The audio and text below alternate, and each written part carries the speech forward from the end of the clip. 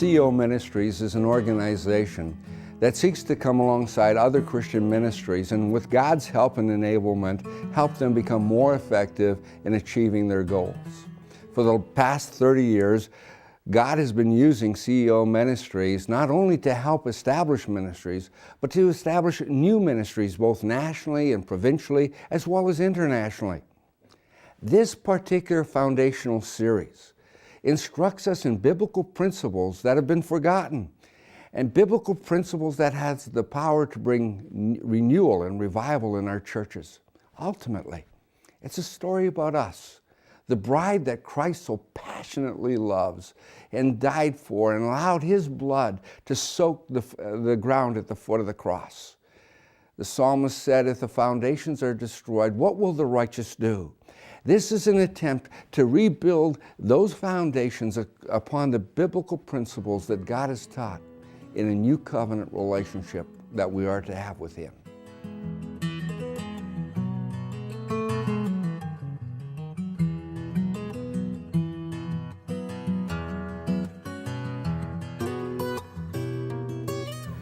Hello, my name is Steve Bell. I'm a singer-songwriter from Winnipeg, Canada. If you've ever heard me in concert, you will have heard me likely tell a story about my dad. It comes from when I was a teenager, late teens, and I started to play the nightclubs. My father's a Baptist minister, and I started to play the nightclubs as a young artist, and I was concerned about telling my father. I didn't know how he'd take to that. But when my dad heard about it, his response was to come out to the club I was playing in and listen to me play my music all night long, and at the end he blessed me. It was quite a remarkable night, and that experience has shaped me profoundly. My dad was born in China. His parents were missionaries there. He came back to Canada in his mid-teens and became a pastor, Baptist minister, got married to my mom, and started a family. He eventually started to work in prison work and has spent most of his career as a prison chaplain. And so his integrity and his wisdom, his insights are somewhat hard won. But this is the air I grew up breathing, and so I'm extremely pleased to introduce to you, Dad to me, but to you, Alfred Bell. Nice to see you people. My name is Yakov. I know you English people call me Jacob, but don't do that. My name is Yakov. Especially don't call me Jake. The man behind the window in that room told me I have to keep my story very short. I'm an Aramean, and we like to take all day to tell stories. So I'll tell you what, we'll humor him today, and I'll have a very short story. But next week, you all come back to my tent. I got a big shade tree outside the tent. I'll cook up some nice food, get the fatted calf ready. We'll get some goat's milk curd, and we'll just have a great day. I love cooking, and then we can tell stories all day. It'll be so good to have you, and you will enjoy our hospitality. I'm here today just to tell you my story. Not all the different stories of my life, but the whole story, the one story that many people never hear. See, when I was born, I was a twin. I was the second child. My older brother was born first, just by a few seconds before me, and I came out right after, and I was holding on to my brother's heel, and they called me after that the word heel, and that's what Jakob means. I'm a bit of a heel. And the truth of the matter is, that's the way I've lived my life too. Oh, sometimes you think I'm some great person. You hear about the God of Abraham, and you hear the God of Isaac, and you hear the God of Jacob, and think, oh, what a great man he must be. That's not true. Okay? Not true at all. My older brother, he loved to go out and hunt, and he liked the outdoors. He was an active man. Me, I like to stay close to the tent. I would stay close to Mama. My brother Esau, he was Papa's boy. Me, I was Mama's boy. She looked after me real good. Now, some of you might call her a little dysfunctional, but she looked after me real good. And I'll tell you the rest of the story as I go along. You see, in our Aramean tradition, and I know you call me a Jew or a Hebrew, but The honest truth is that although God had promised the God of fear, my grandfather Avraham, that he was going to make a great nation of us, we're not a great nation, we're just a family. We're Arabian. That's our background. And in our culture, when Papa died, the oldest son got the biggest amount of the inheritance. All the other children that came along got much less. And so my brother Esau, just because he was born a few seconds before me, he gets to keep 2/3 of my papa's wealth. And papa's a very wealthy man. Me, I only get 1/3. And I'm the kind of guy that doesn't like to work very hard. You understand, eh? Who wants to work their lives? But if I only have 1/3, it's going to be tough. I'm going to have to do more work than I want to. And I can still remember, even as a little boy, I would be wishing. I would wish I had been son number 1. And after a while, it started to dawn on me. Maybe somehow I could make that wish come true.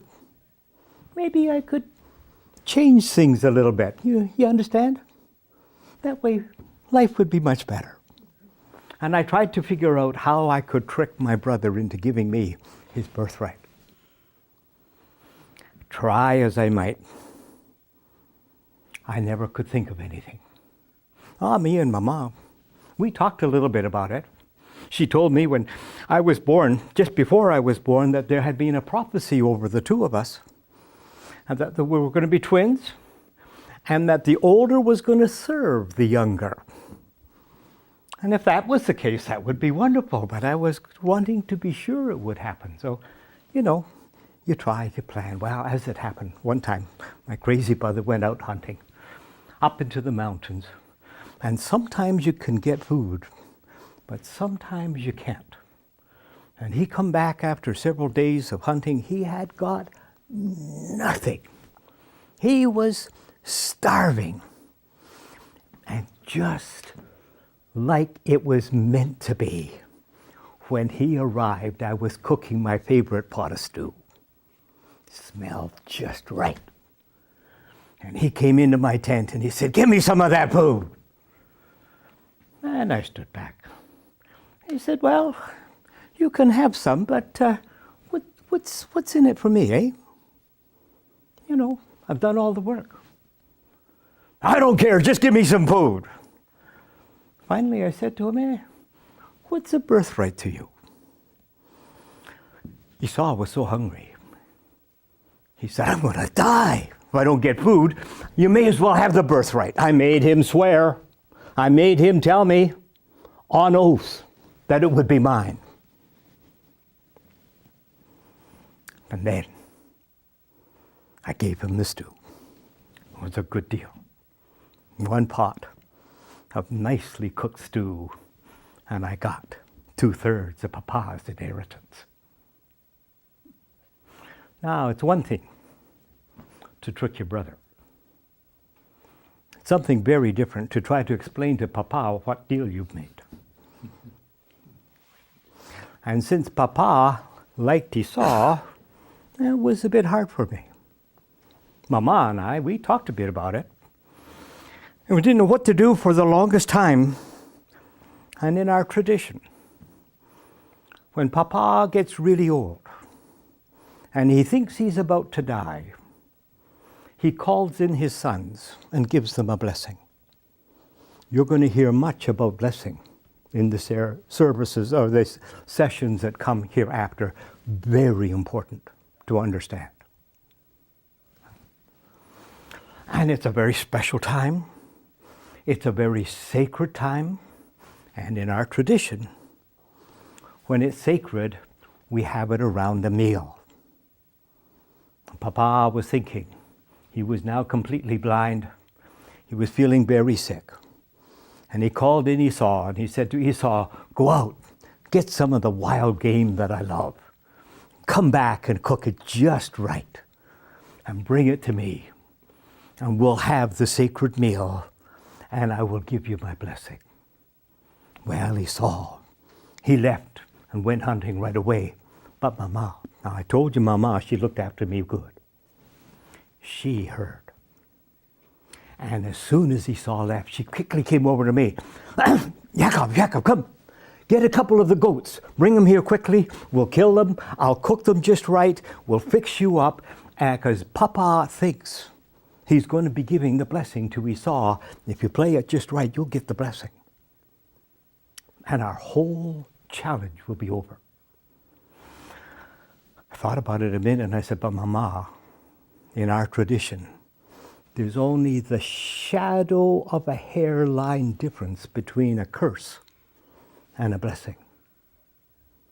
And if Papa finds out, he'll curse me. I'm lazy. I don't want to work. And I sure want the blessing. But Mama, I couldn't live with a curse. I couldn't live with a curse. Strange I told her that, because most of my life I've had to live with a curse, and I'll tell you about that in a minute. Anyway, she said, no, we'll fix you up. I'll get Esau's clothes, because they have the smell of the wild outside, and put them on you.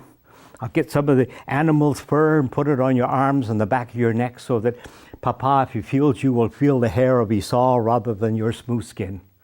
He can't see a thing. You just stay calm.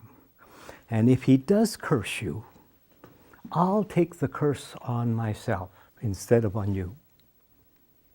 I told you, Mama was good to me. So anyway, I got the 2 goats, killed them. We fixed them all up nice. Mama did the cooking. I like to cook too, but Mama did it because she knew exactly how Papa would like it. And then, when I was all ready, I went to Papa's tent. And I said, Papa. And he said, who is it? I said, I'm Esau.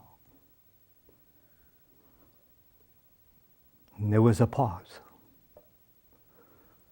How are you back so soon? I said, oh, God was very good in the hunting today. And I got the animals right away. And he was still a little hesitant, and he said, it doesn't sound to me like the voice of Esau. Sounds more like Yaakov. Come close. I was scared. Couldn't change anything now. So I went close. He felt my arms and the back of my neck. He smelled the clothes I was wearing, because he couldn't see a thing. He said, I still think it sounds like Yaakov, but it sure feels like Esau. Finally, he decided I was Esau. And we sat and we had the meal, and I was sort of anxious that he would hurry up with the meal and get on with the blessing. I didn't want Esau to come before. And as it happened, Esau was taking his time, and Papa blessed me. Now you have to understand something about blessing in our tradition. Once a blessing is given, it can never be taken back. It's sacred. So having given the blessing, it was mine. And just that easy. I had the inheritance, and I had the blessing. My life was going to be good.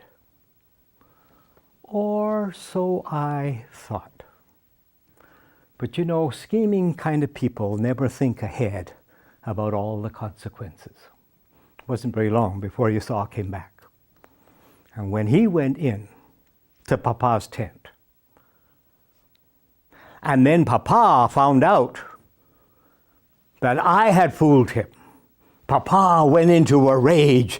He just shook, so afraid I thought he might even die right on the spot. As it happened, he didn't die for quite a while. But he went into a quiet rage. a dangerous rage.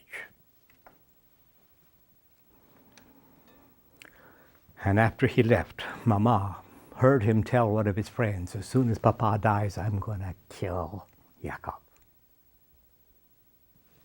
And Mama told me, and I know you saw, we're Arabs. We're hot-headed.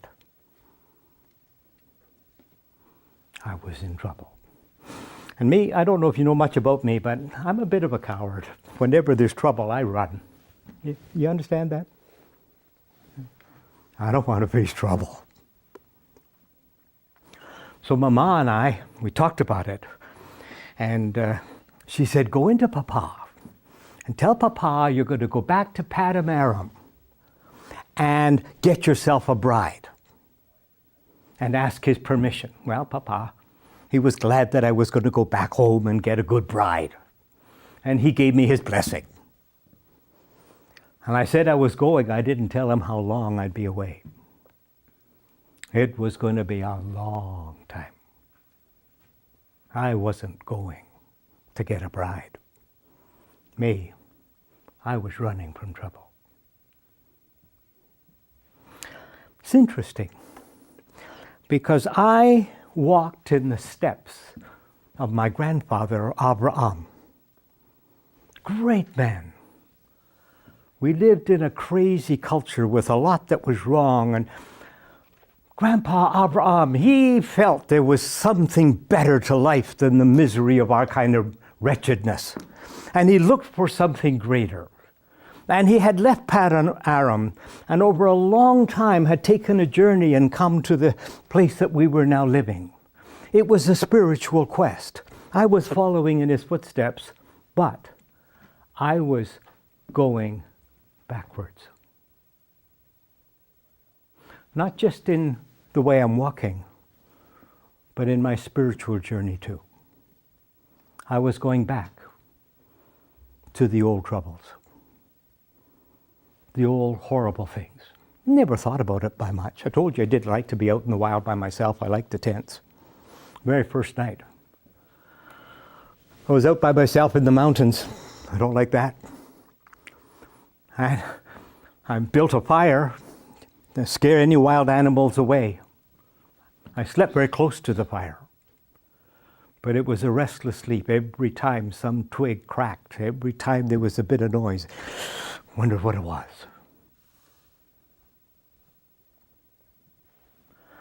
And that night in my fitfulness, I don't know if it was a dream I had or maybe it was a vision. You've heard about it.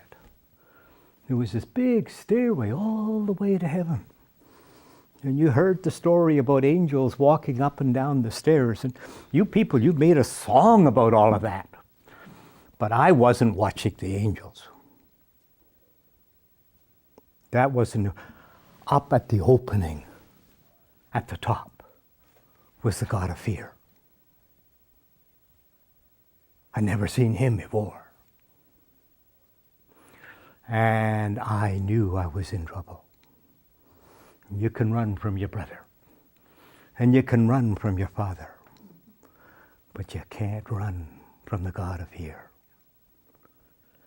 And I tried to crawl almost back. I wished the ground would have opened itself up and swallowed me. I was so frightened. But that strange God of fear, do you know what he did to me? Do you know what he did to me? He didn't say I was bad. From way up there, he blessed me. Not only blessed me, he blessed my wife and my children. I wasn't even married yet. Strange God of fear. Hard for me to understand. He said he would be with me while I ran. He did say at the end he was going to bring me back. I hope that wasn't for a long, long time. The next morning I got up and realized I'd been in a holy place. I took the stone I'd used for a bit of a pillow, turned it on end, poured some oil over it, and I called the place Bethel, the house of God.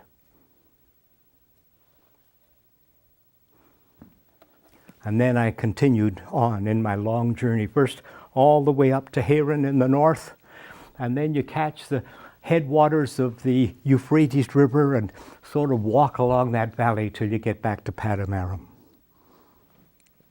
You would call it Iraq in your language, roughly where I would live, or my uncle Lot lived. When I got close there, I saw some shepherds, asked them some questions, and they pointed out Laban's daughter, Rachel, who was bringing some animals for watering. I helped her water the animals and introduced myself. She took me back to introduce me to Lot, and I was welcomed into their house. About a month later, Lot, he said to me, you know, if you're going to be here for a while, you may as well work for me, and I may as well make some pay with you, and we'll start working things out. And I said, you know something, I would like to have Rachel as my bride. We made a deal. I would work for him for 7 years, and that would be the dowry. And then I would get her. Now you know some of the rest of the story. And I won't go into all the details, but oi, did I have trouble. You know, when you have been blessed by God, but you walk in the shadows, the blessing becomes a curse.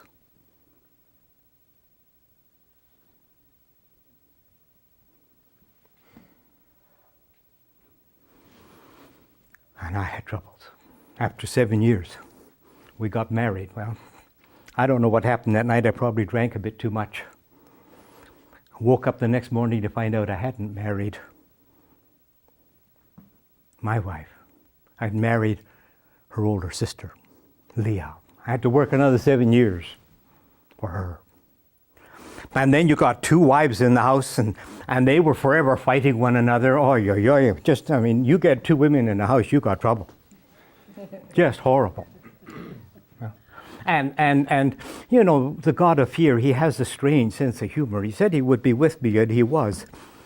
But he made me live with a guy like Lot, who was Laban, who was a lot like me. And you know something? You hate people that are exactly the same as you, especially if they're scoundrels. And Laban changed my wages some 10 times. I cheated him. Sometimes I won. I was happy with that. Sometimes I lost it. I was ready to kill. And we sort of got along. As the years went by, we moved further and further away. After about 20 years of struggles, we were now living, my wives and my children and some of my servants, because I was now gaining a bit of wealth for myself, we were living about 3 days' journey away. And Laban was bad enough to live with.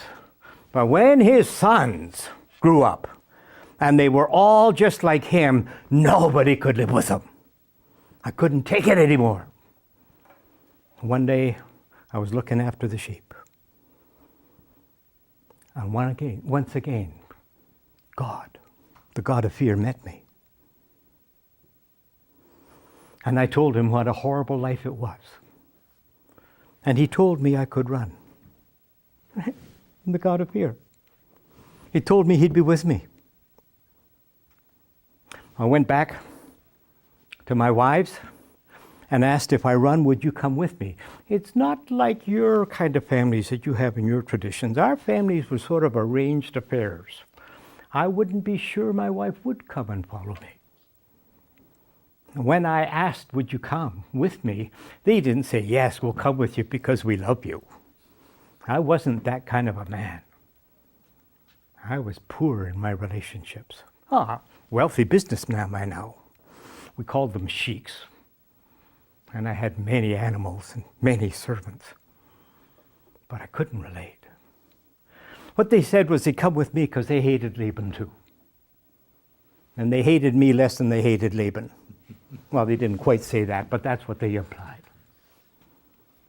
For me, and my wives, and my little ones, and my animals, we started making our journey back to the promised land. Now, we couldn't walk very fast, but we had 3 days head start. Some people got from our place where we were staying over to Laban and gave him the news. course, he didn't have to have children and wives and sheep and animals. He got on some horses, he and his men, and they gave us chase. And after about 7 days of travel, they caught us up in the hill country of Gilead, up in the mountains. You come down off the mountains, you come into the area called Edom. And when he caught us there, he was furious. Why did you do this? And besides, you've stolen our gods. Now, I hadn't stolen our gods. Didn't know it, but my wife Rachel had. She had them hidden. Because I didn't know I said some stupid things. You go, oh, look anywhere you want, see if you can find them. Well, Rachel had happened to hit them well. So he never found them. And then I got mad at him and said, you're accusing me of the wrong things. And we two grown, successful business people were nothing more than just hollow men inside that couldn't solve simple problems. All we could do was fight and squabble. It was a horrible time. A time of defeat. The end, we settled the whole thing by building a pile of rocks. We had a meal. And then we made each other a promise. It was sort of like you would say, you draw a line in the sand. Well, ours wasn't a line in the sand, it was a pile of rocks in the sand. And he would never come across this side of the pile of rocks, and I would never go across to his side. And we took a vow that God keep us apart from one another, because the next time we met, we'd probably kill one another. You think I am the God, I am the patriarch of Israel. No. No.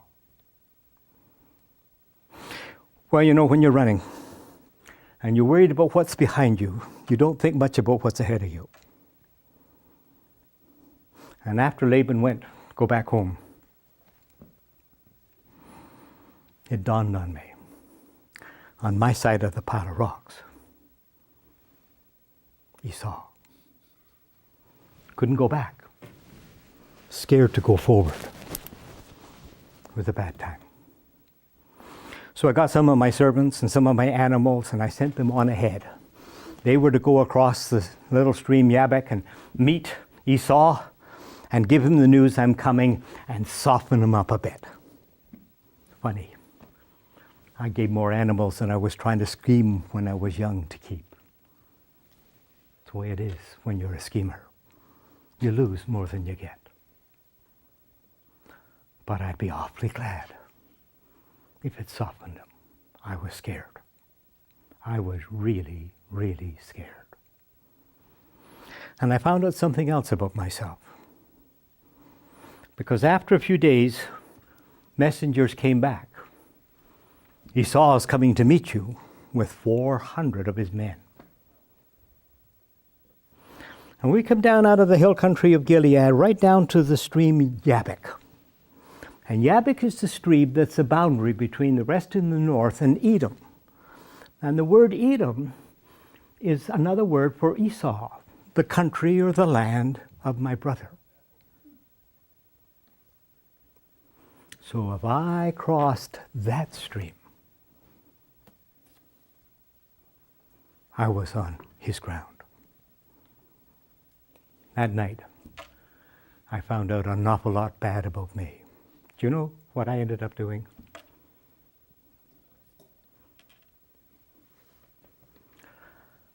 I got my wives, my children, my servants, my animals. I divided them into two groups. I sent them across the stream Jabbok to meet Esau. I told them to stay far enough apart from each other that if Esau killed the half, the other half could run. Me, I didn't cross the stream. I was that scared.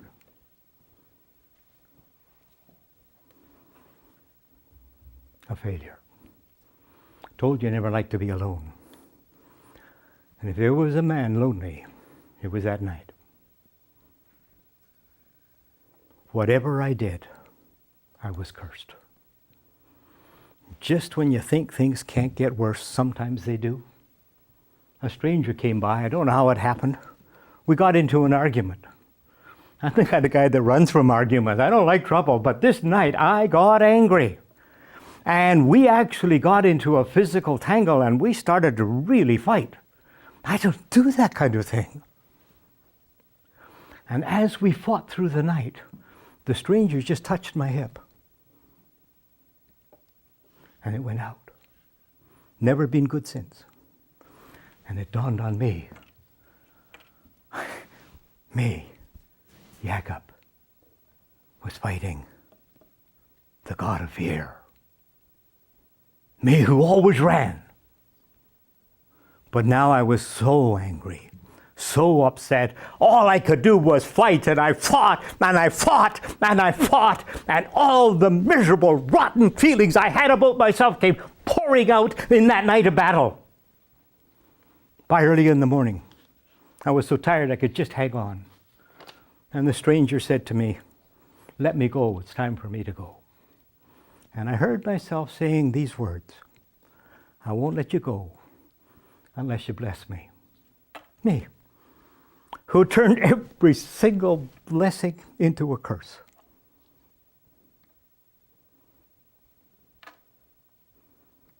I asked him again. And he did.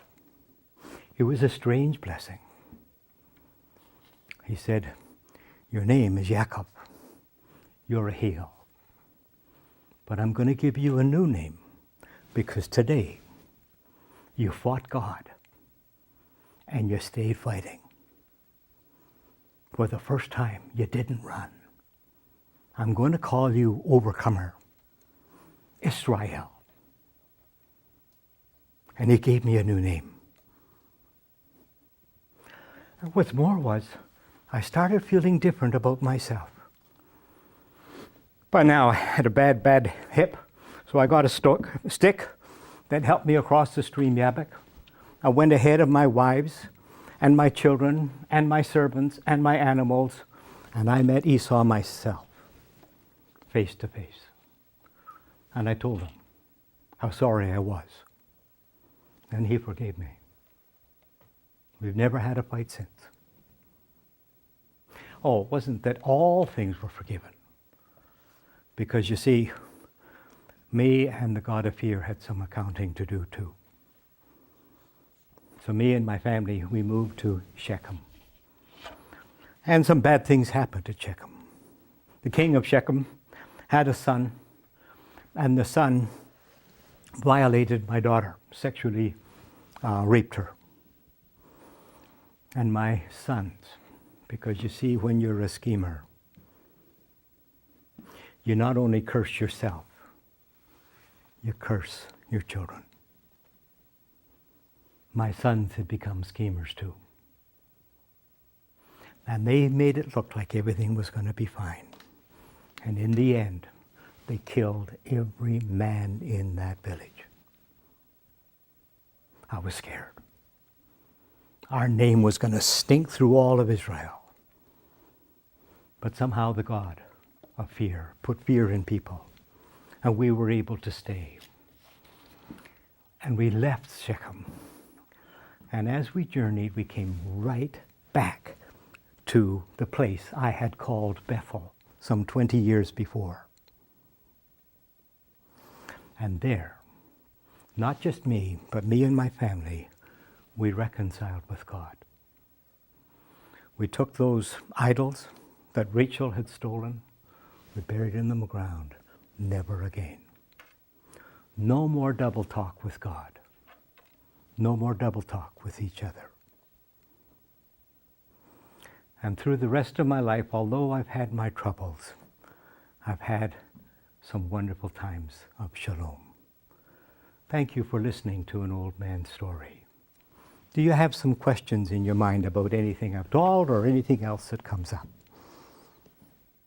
Well, Jacob, you in earlier years you were such a liar and a coward, and you stole your brother's birthright. How come it took you 20 years to reconcile with your brother? You ran backwards. Your grandfather Abraham had been given a direct promise by God that he and his family would build a strong community. a covenant relationship with God. I'm so sorry to say, but you sure blew it at that time, Jacob. You know, I have another question in answer to that. And that is, I'll never get over the patience of the God of fear. Because I'm a very slow learner. I'll do anything but get real with myself or with others. And why I came to tell you the story is I want you to understand that whoever this God of fear is, he had the patience I didn't have. I don't think any of you would have either. I understand your question, and I have no answer.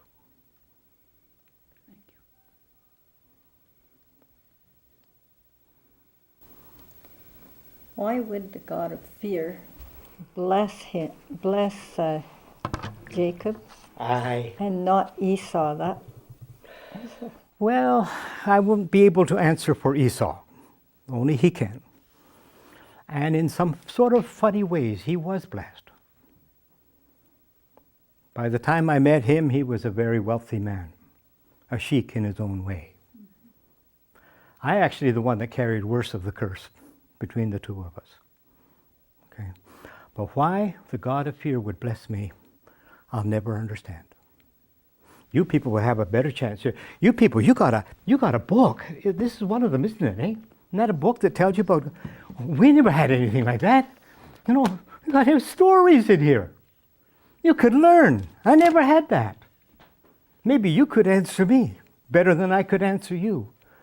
For me, the God of fear was hard to understand. I just knew he was real.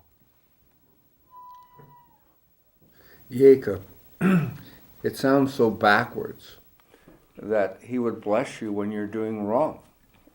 We bless people when they do good. Why would God, who's just, bless someone who's doing wrong? You, my brother, are wrong. But everybody knows you bless when someone does right, not when they do wrong. No. You bless when they're wrong. Otherwise, they'd have no hope of ever changing. And the new teacher is going to show you that in the next series or two. But blessing is for us scoundrels who are spiritually empty and bankrupt. But we curse those who do wrong. We don't bless them. That's our way, but not the way of the God of fear. I'm learning slowly. Taken me a lifetime to learn. I don't know anything else, but I've learned that one. And if my story does nothing else but push that kind of hard question into your mind, it's worth thinking about. That's the God I met on my journey of life. Didn't make sense to me either. But it's the only hope I had. And when you're spiritually bankrupt, you can't do what's right. Unless the God of fear blesses you. Have you been blessed by the God of fear? Absolutely. Oh, wonderful. Do you have any other questions? Yes, I would like to know why you call him the God of fear. To me, that seems backward. We don't know what to call him. You have a book. You have the advantage of many, many teachings. You, I understand, have many, many names for God. We just don't understand him. And it may not be that he is creating fear, but we're afraid of him.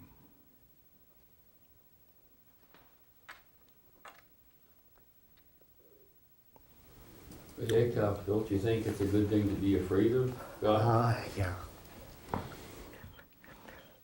You can't become unafraid of God till you become afraid first. And if you don't get afraid first, you never learn about reconciliation. So the fear has worked good for me. But if you have a better name for God than my name, use it. Use it, use it. We just don't know what to call them. How did you feel that night you were wrestling all night with God alone? You know, it happened so fast in my memory now, it's over. It was terrible at the time. And I don't think I would have ever really changed if I hadn't fought that hard. And I think that God was grabbing me by the shoulders and saying, "You rascal, I have blessed you and you have turned it into cursing. But I'm going to keep fighting tonight till you're so desperate. You ask one more time. And then I'll give you a special blessing to blow your mind away." But if I hadn't gone through the agony and the pain,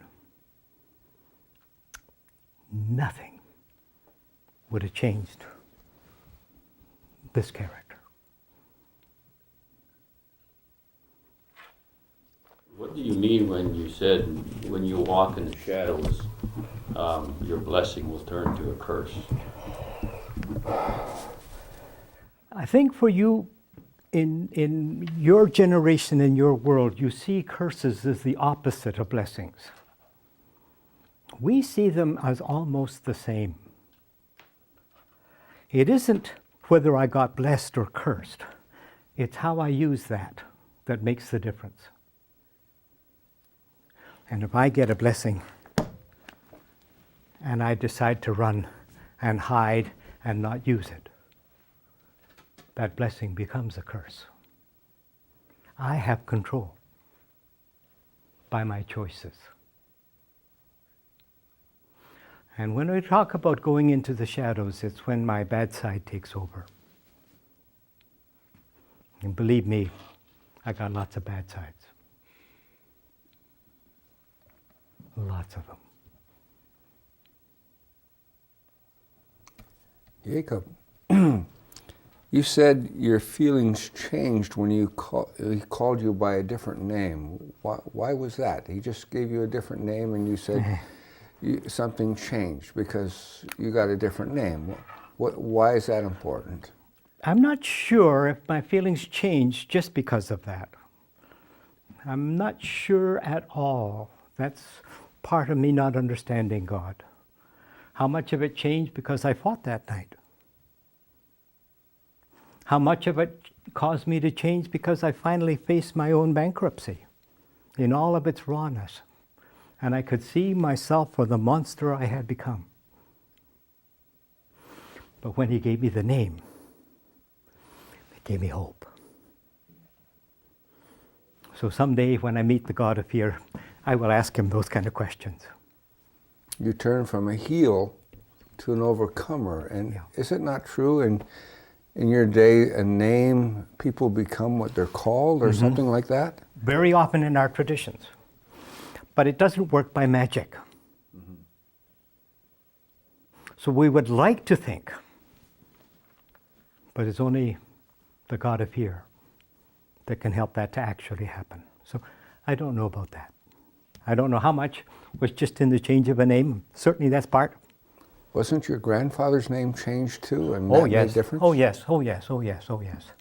We come from a history of every time there's a major change in our lives to have a new name. It's part of our pattern. My grandfather was Avram, and he became Abraham, father of many. So no, we've all had those kind of things. Isaac, he did not have a change in name, but it was quite common in our culture. Well, I want to thank you for listening to an old man's story. And I hope the questions you are starting to ask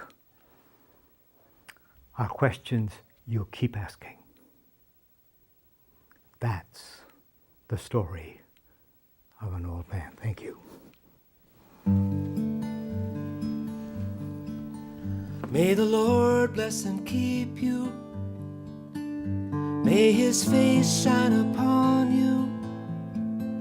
May his graciousness be like an endless stream. May the Lord show his favor to house and your neighbor, till the last remaining strains of striving cease. May He grant you peace.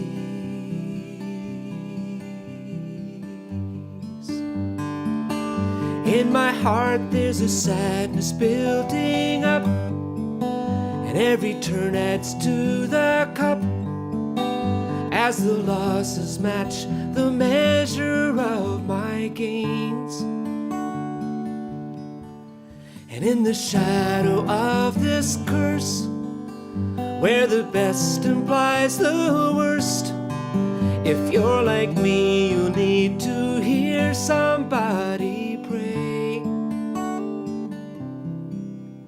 May the Lord bless and keep you. May His face shine upon you. May His graciousness be like an endless stream. May the Lord show His favor to your house and your neighbors, till the last remaining strains of striving cease.